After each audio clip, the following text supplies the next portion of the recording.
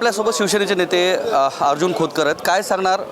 Marathwada water grid संदर्भात 2 वेळेस तत्कालीन मुख्यमंत्र्यांची बैठक झाली, मात्र अद्याप तो जो प्रकल्प आहे मार्गी लागला नाही. आपण मराठवाड्याचे नेते आहात, काय असणार आहे सरकारच्या पुढे हा प्रस्ताव पुन्हा ठेवणार आहेत का, जेणेकरून वॉटर ग्रीड प्रोजेक्ट मार्गी लागावा? हे बघा, मराठवाडा तसा आवर्षण प्रवणवाला एरिया आहे. त्या भागामध्ये कधी पाऊस कमी, कधी जास्त, कधी पाऊस कमी, आणि त्या भागामध्ये वॉटर ग्रीडसारखी अत्यंत महत्त्वाकांक्षी योजना ही राबवणं अत्यंत गरजेची. आणि त्यामुळं आमचा सातत्याने आग्रह आहे की आता पाण्याची पातळी खूप खोल होत चाललेली आहे. त्यामुळे अशा योजनांची गरज आहे ज्या योजनेच्या माध्यमातून निश्चितपणे गावागावाला पाणी मिळू शकेल. त्यामुळे वॉटर ग्रीडचा विषय हा सातत्याने आम्ही लावून धरणारच आहोत. पुढे लावून धरू, मागं लावून धरू.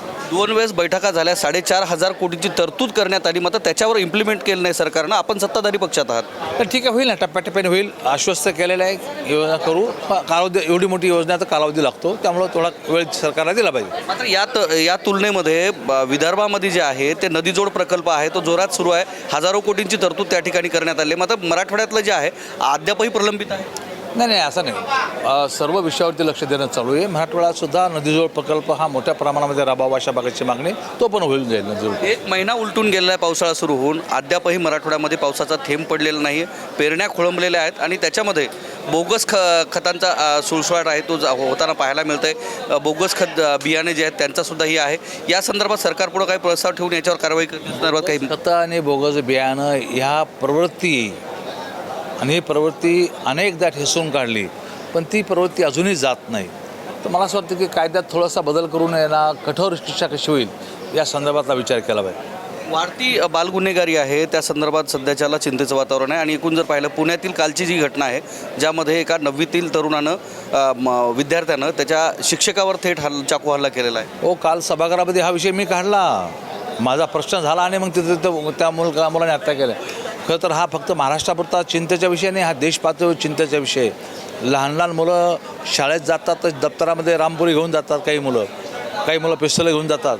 मला असं वाटतं की हा पालकांनी चिंता करावी अशा प्रकारचा, सरकारनेसुद्धा चिंता करावी अशा प्रकारचा विषय, आणि त्या विषयाला मी वाचा फोडलेली आहे, देश पातळीवर वाचा फोडणार आहे. काय वाटतं विद्यार्थ्यांमध्ये, म्हणजे छोट्या विद्यार्थ्यांमध्ये या पद्धतीचं गुन्हेगारी प्रवृत्ती वाढत आहेत, सरकारनं कोणती गोष्ट गांभीर्याने घेणं अपेक्षित आहे? हे बघा, ह्या लहान मुलांना कायद्याचं संरक्षण आहे, आणि त्यामुळं हे टोळ्याने हेरलेलं आहे. ज्या टोळ्या आहेत, सक्रिय टोळ्या, आणि त्या टोळ्या या सर्व मुलांचा वापर यामध्ये करून घेतात आणि मुलांना पुढं करतात.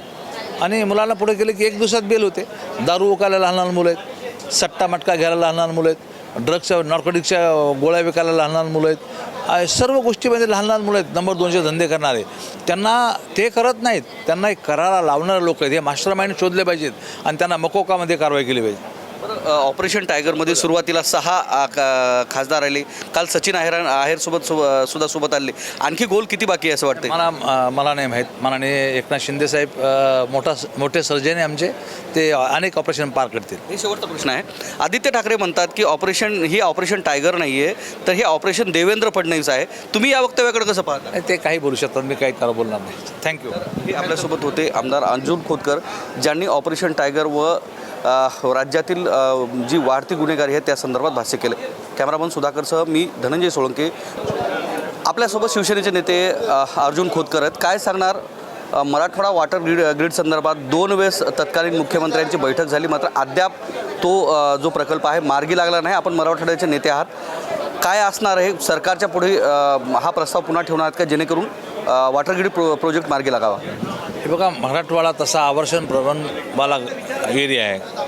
त्या भागामध्ये कधी पाऊस कमी, कधी जास्त, कधी पाऊस कमी, आणि त्या भागामध्ये वॉटर ग्रीडसारखी अत्यंत महत्त्वाकांक्षी योजना ही राबवणं अत्यंत गरजेची. आणि त्यामुळं आमचा सातत्याने आग्रह आहे की आता पाण्याची पातळी खूप खोल होत चाललेली आहे. त्यामुळे अशा योजनांची गरज आहे ज्या योजनेच्या माध्यमातून निश्चितपणे गावागावाला पाणी मिळू शकेल. त्यामुळे वॉटर ग्रीडचा विषय हा सातत्याने आम्ही लावून धरणारच आहोत. पुढे लावून धरू, मागं लावून धरू. 2 वेळेस बैठका झाल्या, 4,500 कोटीची तरतूद करण्यात आली, मात्र त्याच्यावर इम्प्लिमेंट केलं नाही सरकारनं. आपण सत्ताधारी पक्षात आहात, तर ठीक आहे, होईल ना, टप्प्याटप्प्याने होईल. आश्वस्त केलेलं आहे, योजना करू. कालावधी, एवढी मोठी योजना तर कालावधी लागतो, त्यामुळं थोडा वेळ सरकारला दिला पाहिजे. मात्र या तुलनेमध्ये विदर्भामध्ये जे आहे ते नदीजोड प्रकल्प आहे, तो जोरात सुरू आहे. हजारो कोटींची तरतूद त्या ठिकाणी करण्यात आली, मात्र मराठवाड्यातलं जे आहे अद्यापही प्रलंबित आहे.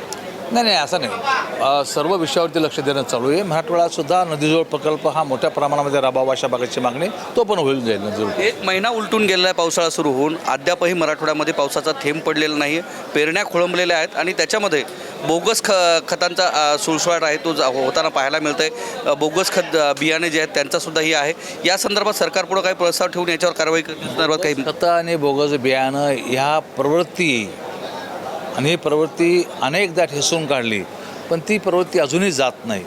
तर मला असं वाटतं की कायद्यात थोडासा बदल करून यांना कठोर शिक्षा कशी होईल या संदर्भातला विचार केला पाहिजे. वाढती बालगुन्हेगारी आहे त्या संदर्भात सध्याच्याला चिंतेचं वातावरण आहे. आणि एकूण जर पाहिलं पुण्यातील कालची जी घटना आहे ज्यामध्ये एका 9वीतील तरुणानं विद्यार्थ्यानं त्याच्या शिक्षकावर थेट चाकू हल्ला केलेला आहे. हो, काल सभागृहामध्ये हा विषय मी काढला, माझा प्रश्न झाला आणि मग तिथं त्या मुलाने हत्या केल्या.